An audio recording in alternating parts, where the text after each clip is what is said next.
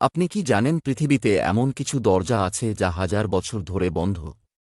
আজকের ভিডিওতে আমরা দেখব পৃথিবীর ৩টি রহস্যময় দরজা যা কোনোদিন খোলা সম্ভব হয়নি। তালিকার ৩ নম্বরে আছে চীনের প্রথম সম্রাট কিন শি হুয়াংয়ের সমাধি।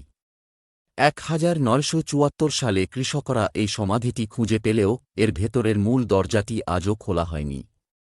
প্রাচীন ইতিহাস অনুযায়ী এই সমাধির চারদিকে রয়েছে বিষাক্ত পারদের মার্কারির নদী। ২ নম্বরে আছে মিশরের গ্রেট স্ফিংক্সের নিচের রহস্যময় দরজা। রাডার ইমেজিংয়ে দেখা গেছে স্ফিংক্সের পায়ের নিচে ২টি গোপন কক্ষ রয়েছে। অনেকে মনে করেন সেখানে মিশরের প্রাচীন সভ্যতার সমস্ত জ্ঞান বা হল অফ রেকর্ডস লুকিয়ে আছে। সবচেয়ে রহস্যময় হল ভারতের কেরালা রাজ্যের পদ্মনাভস্বামী মন্দিরের ভল্ট বি বা সপ্তম দরজা।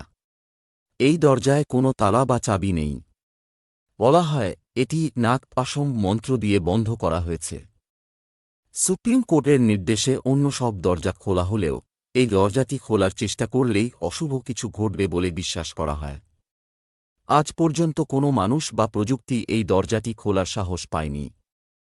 আপনার কি মনে হয়, এই দরজাগুলো কি কোনোদিনও খোলা উচিত, নাকি রহস্য এভাবেই থেকে যাওয়া ভালো? আপনার মতামত কমেন্টে জানান।